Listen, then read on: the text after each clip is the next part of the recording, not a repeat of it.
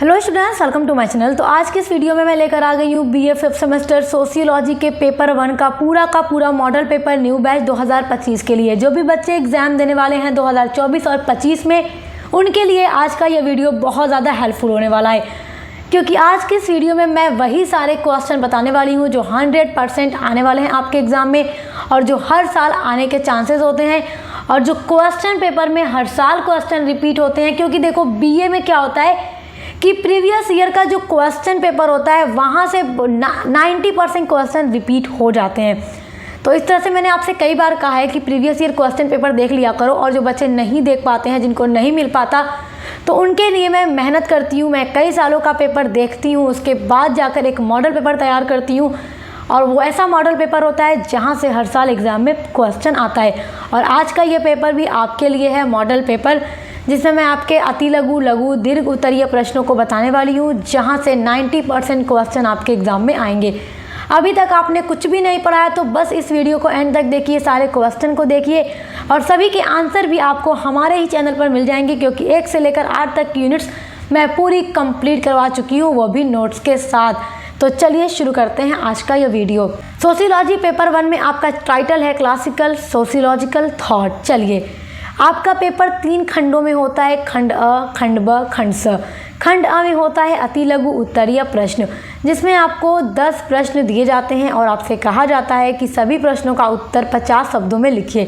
तो चलिए, सबसे पहला आपका इम्पोर्टेंट क्वेश्चन है, समाजशास्त्र पर प्रथम पुस्तक कब और किसने प्रकाशित की। तो समाजशास्त्र पर पहली बुक सबसे पहले किसने लिखी, किस सन में लिखी। तो देखो, सबसे पहले 1873 ईस्वी में इंग्लैंड में हर्बर्ट स्पेंसर ने समाजशास्त्र पर पहली पुस्तक प्रकाशित की थी। तो नोट कर लीजिए, वेरी इंपॉर्टेंट क्वेश्चन है। आपका दूसरा इंपॉर्टेंट क्वेश्चन है, प्रबोधन किसे कहते हैं। प्रबोधन होता क्या है।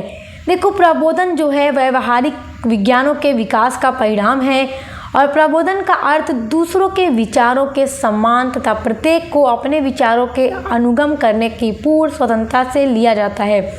आपका नेक्स्ट इंपॉर्टेंट क्वेश्चन है, फ्रांस की क्रांति के 4 राजनीतिक कारण लिखिए।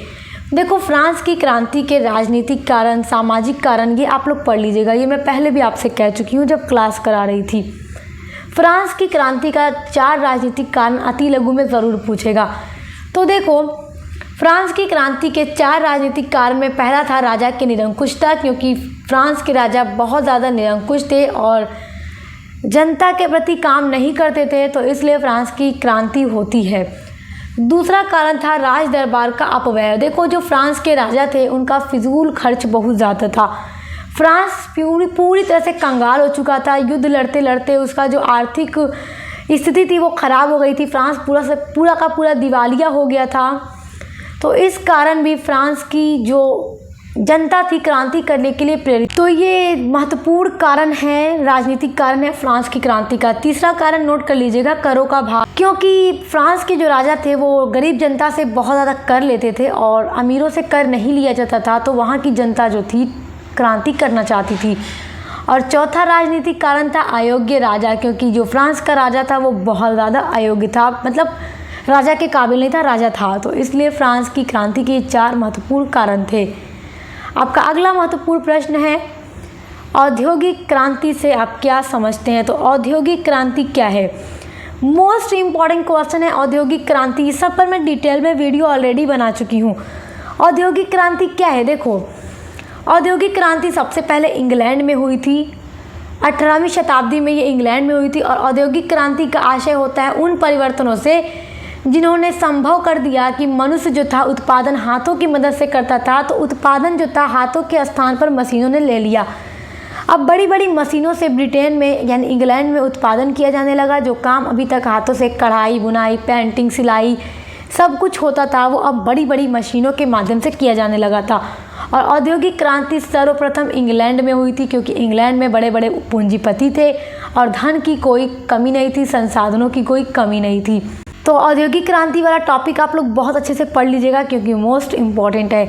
आपका नेक्स्ट इम्पॉर्टेंट क्वेश्चन है, शक्ति का क्या तात्पर्य है। देखो, जो शक्ति है ये क्या है। देखो, यूनिट नंबर 6 में आपको पढ़ना है। मैक्स वेबर का जो सिद्धांत है वो मैंने पढ़ा दिया है, सत्ता और शक्ति के बारे में। तो शक्ति आपका क्या है।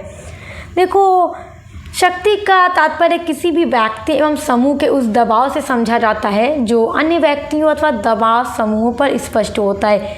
जैसे कि देखो, शक्ति का मतलब होता है कि कोई इंसान है जिसके पास थोड़ा पावर है और वो अपने दबाव से किसी इंसान से कोई काम करा ले। जैसे सोसाइटी में आप लोग बहुत ऐसे लोग देखेंगे जो थोड़ा बड़े होते हैं, रिच होते हैं, तो पैसों की वजह से भी उनकी थोड़ा पावर होती है, या फिर अगर कोई वो लेवल पे हैं, कुछ ऊंचे पदों पे हैं, तो वो तो सत्ता हो जाएगी। शक्ति का मतलब ये है कि जैसे कोई समाज में थोड़ा अमीर आदमी है तो वो गरीब आदमी को रोककर अपना कोई भी काम करवा लेता है ना, तो उसका मतलब होता है शक्ति। कि मतलब शक्ति के दबाव से वो किसी आदमी पर अपना नियंत्रण स्थापित कर सकता है, और जब वही शक्ति कानूनी अधिकार ले लेती है तो वो सत्ता हो जाती है। जैसे एक पुलिस हो गया, IAS ऑफिसर हो गया, मतलब इस तरह से जो हो गए उनके पास सत्ता है। ठीक है, तो ये चीज़ें मैं आपको ऑलरेडी पढ़ा चुकी हूँ।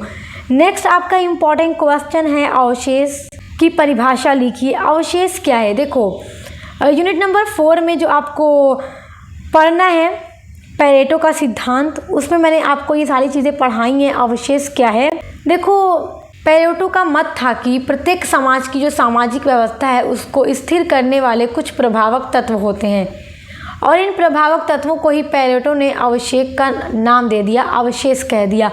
आप क्लास कर लीजिएगा, जो मैंने क्लास कराई है वहाँ से आपको ये टॉपिक और अच्छे से समझ में आएगा, क्योंकि ये मोस्ट इंपॉर्टेंट क्वेश्चन है। आपका नेक्स्ट इंपॉर्टेंट क्वेश्चन है, सावयवी एकता क्या है? इमाइल दुर्खीम का ये सिद्धांत है सावयवी एकता का, जो मैं पढ़ा चुकी हूँ। सावयवी एकता मोस्ट इंपॉर्टेंट है। देखो, आज के आधुनिक समाज में हर इंसान एक दूसरे पर अपने आवश्यकताओं को पूरा करने के लिए डिपेंड है, क्योंकि सोसाइटी में हर व्यक्ति हर चीज़ को नहीं बनाता। आप पेन के लिए, बुक के लिए, कपड़े के लिए, शूज़ के लिए, अनाज के लिए, गल्ला के लिए अलग अलग इंसानों पर डिपेंड है, हम डिपेंड है। तो जिस तरह से हर इंसान एक दूसरे पर निर्भर करता है, वो एक सावयवी एकता है। मतलब जुड़ा होता है ना इंसान किसी न किसी तरह से, तो वही सावयवी एकता होती है। डिटेल में क्लास में ऑलरेडी करा चुकी हूँ। आपका नेक्स्ट इंपॉर्टेंट क्वेश्चन है, द्वंद्ववाद भौतिकवाद से आप क्या समझते हैं? तो आप इस क्वेश्चन को भी तैयार कर लीजिएगा। नेक्स्ट इंपॉर्टेंट क्वेश्चन है, प्रतीक को परिभाषित कीजिए। टॉप लेवल का क्वेश्चन है, 100% 2025 में पूछा जाएगा। फिर आपका नेक्स्ट इंपॉर्टेंट क्वेश्चन है, सामाजिक क्रियाएं क्या है? देखो, आपके सिलेबस में 3 तरह के समाजशास्त्रियों के सिद्धांत दिए गए हैं सामाजिक क्रिया पर, जैसे पेरेटो का, मैक्स वेबर का और पार्सन्स का। तीनों मैंने करवा दिया है, तो आप तीनों का पढ़ लीजिएगा, क्योंकि किसी का भी पूछा जा सकता है लॉन्ग में। शॉर्ट में पूछेगा तो आप तो बनाकर लिख ही देंगे, लॉन्ग में आ जाएगा अगर अलग अलग नाम देखे तो आपके लिए प्रॉब्लम हो जाएगी। तो इसलिए आपको पढ़ना है, बहुत ज़रूरी है। तो ये 10 इंपॉर्टेंट क्वेश्चन आपके अति लघु उत्तरीय प्रश्न है, जहाँ से एग्जाम में आपके 100% क्वेश्चन आएंगे। आइए अब आपके पेपर का खंड ब देखते हैं। खंड ब में आपको 8 प्रश्न दिए जाते हैं और आपसे कहा जाता है कि इन्हीं 5 प्रश्नों के उत्तर दीजिए, और प्रत्येक प्रश्नों का उत्तर 200 शब्दों में दीजिए, क्योंकि यहाँ पर आपका लघु उत्तरीय प्रश्न होता है। तो यहाँ पर 8 प्रश्न आपको बताने वाली हूँ, आप उन सभी को तैयार कर लीजिएगा, और 100% वहीं से आपके क्वेश्चन आएंगे, उससे बाहर कुछ नहीं आएंगे। तो देखो, आपका क्वेश्चन है, कांटे के विज्ञानों के संस्करण को समझाइए। एक विषय के रूप में समाजशास्त्र की उत्पत्ति को संक्षेप में बताइए। कांटे, अगस्त कांटे, जिन्हें समाजशास्त्र का पिता कहा जाता है। ये थ्योरी आपको यूनिट नंबर 2 में पढ़नी है। अगस्त कांटे की भी जितनी थ्योरी आपके सिलेबस में है मैंने करवा दी है। मोस्ट इंपॉर्टेंट क्वेश्चन है, सभी के आंसर आपको हमारे ही चैनल पे मिल जाएंगे, जितने क्वेश्चन इस वीडियो में बताऊंगी, क्योंकि सब इंपॉर्टेंट हैं। और आपको दे दूंगी लिंक इसी वीडियो के डिस्क्रिप्शन बॉक्स में। क्वेश्चन देखने के बाद आप आंसर देख के तैयार कर लीजिएगा। चलिए, आपका 3rd इंपॉर्टेंट क्वेश्चन है, फ्रांसीसी क्रांति के सामाजिक तथा राजनीतिक कारणों की विवेचना कीजिए। तब मैंने पढ़ा दिया है, ये आपके लिए वेरी इंपॉर्टेंट है, ये परीक्षा में पूछा जाने वाला प्रश्न है, टॉप लेवल का। नेक्स्ट आपका इंपॉर्टेंट क्वेश्चन है, दुर्खीम के सामाजिक तत्व की अवधारणा का स्पष्टीकरण कीजिए। 100% आना ही आना है। चलो, नेक्स्ट इंपॉर्टेंट क्वेश्चन देखो, पेरेटो के सामाजिक क्रिया के सिद्धांत की व्याख्या कीजिए। इन सभी क्वेश्चन को तैयार कीजिएगा, 2025 में पूछे जाएंगे। फटाफट से हम आपका अगला क्वेश्चन देखेंगे, सत्ता को परिभाषित कीजिए। सत्ता क्या है? मैक्स वेबर ने इसकी डेफिनेशन दी है सत्ता के बारे में, और मैक्स वेबर के अनुसार सत्ता के प्रकार कितने हैं उनकी व्याख्या कीजिए। ये 90% परीक्षा में पूछा जाएगा। नेक्स्ट आपका क्वेश्चन है, कार्ल मार्क्स के ऐतिहासिक भौतिकवाद के सिद्धांत का वर्णन कीजिए। बार बार कहूँगी, सिलेबस में जितने भी समाजशास्त्री हैं सभी से क्वेश्चन आएगा। 8 यूनिट में आपके जितने भी समाजशास्त्री दे दिए गए, अति लघु, लघु, दीर्घ में सभी से क्वेश्चन आएगा, इसलिए आपको सभी को पढ़ना ज़रूरी है। अब आप लोग 5th सेमेस्टर में हैं, आप लोग BA 3rd ईयर के स्टूडेंट्स हैं, तो आपको ये सब कुछ पढ़कर ही जाना है, वरना आप लोग को क्या होगा, प्रॉब्लम होगी एग्ज़ाम में। तो इसलिए आप लोग पढ़ लीजिएगा। देखिए आप वीडियो देख लेंगे ना, समझ लेंगे तो आप बना कर भी लिख सकते हैं, ठीक है, बना कर लिख सकते हैं। ऐसी कोई बात नहीं है कि एकदम जो है सो जाके छापना है, बना के अपने वर्ड्स में भी चीज़ों को सही से एक्सप्लेन कर सकते हैं। बीए में किस तरह से कॉपी लिखनी है, कैसे तैयारी करनी है, ऑलरेडी चैनल पे हमारे वीडियोस पड़ी हुई हैं, तो आप चेक करके देख लीजिएगा। नेक्स्ट इंपॉर्टेंट क्वेश्चन है, दुर्खीम के अनुसार आत्महत्या के प्रकारों का वर्णन कीजिए। दुर्खीम ने आत्महत्या का जो सिद्धांत पेश किया है, तो उसमें आत्महत्या करने के कितने प्रकार उन्होंने बताए हैं, आप तैयार कर लीजिएगा, क्वेश्चन इंपॉर्टेंट है। आपका अगला क्वेश्चन है, सामाजिक व्यवस्था पर पार्सन्स के विचार बताइए। ये सब क्वेश्चन आपके अति लघु के हैं। आइए अब आपके दीर्घ उत्तरीय प्रश्नों को देखते हैं। आपके दीर्घ उत्तरीय प्रश्न में 4 प्रश्न दिए जाते हैं और आपसे कहा जाता है कि इन 2 प्रश्नों के उत्तर लिखिए, क्योंकि ये लॉन्ग है तो आपको 500 शब्दों में लिखने के लिए कहा जाएगा। बहुत सारी यूनिवर्सिटीज़ 475 वर्ड्स में भी कहती हैं, तो आपसे जितने भी वर्ड्स में कहा जाए आप लिख दीजिएगा। देखिए सेक्शन सी में आपके 4 क्वेश्चन पूछता है, मैं यहाँ 5 इंपॉर्टेंट क्वेश्चन बताऊंगी ताकि आप और अच्छे से अपनी तैयारी कर सकें। तो उन 5 को आप तैयार कर लेंगे तो उनमें से कोई ना कोई 2-3 क्वेश्चन आपको अपने एग्जाम के सेक्शन सी में मिल जाएगा। तो चलो देखते हैं। आपका क्वेश्चन है, मार्क्स के अनुसार अलगाव के सिद्धांत की विवेचना कीजिए एवं इसके स्वरूप को स्पष्ट कीजिए। मार्क्स का जो अलगाव का सिद्धांत है वो मैंने पढ़ा दिया है। और नेक्स्ट इंपॉर्टेंट क्वेश्चन है, प्रोटेस्टेंट धर्म और पूंजीवाद के संबंध में मैक्स वेबर के विचारों की व्याख्या कीजिए। टॉप लेवल का क्वेश्चन है, 100% आने वाला है। नेक्स्ट क्वेश्चन है, प्रत्यक्षवाद क्या है। प्रत्यक्षवाद के संबंध में काम्टे के विचारों की विवेचना कीजिए। ऑगस्ट काम्टे का टॉपिक बहुत इंपॉर्टेंट है क्योंकि ये फादर ऑफ सोशियोलॉजी हैं और इनका प्रत्यक्षवाद यानी पॉजिटिविज्म का जो सिद्धांत है वो मैंने करवा दिया है। 3 सिद्धांत आपको इनका पढ़ना है, वो तीनों मैंने पढ़ा दिया है, आप देख लीजिएगा। नेक्स्ट है, स्पेंसर द्वारा प्रस्तुत सामाजिक उद्विकास के सिद्धांत की व्याख्या कीजिए। मतलब आपको सभी का सिद्धांत पढ़ के ही जाना है एग्जाम में, क्योंकि आप देखेंगे ऐसा ही पेपर आपका सेम टू सेम आने वाला है इस बार एग्जाम में। नेक्स्ट क्वेश्चन है, मीड के प्रतीकात्मक अंतःक्रियावादी सिद्धांत को स्पष्ट कीजिए। मैंने ये टॉपिक भी करवा दिया है, तो सभी के आंसर आपको हमारे चैनल पे मिल जाएंगे। आपको इस क्वेश्चन के बाहर अलग से कोई क्वेश्चन पढ़ने की ज़रूरत नहीं है, जिस तरीके से मैंने आपको बताया है। अब देखिए सबसे ज़रूरी आपको क्या पढ़ना है इस पेपर में, सिद्धांत, थ्योरी सभी राइटर्स की।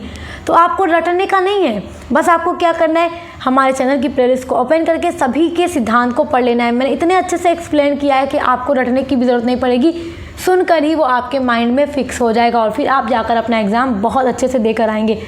तो आई होप कि वीडियो हेल्पफुल लगा होगा। हेल्पफुल लगा है तो लाइक, कमेंट, शेयर ज़रूर कीजिएगा। तो अब मिलते हैं नेक्स्ट वीडियो के साथ।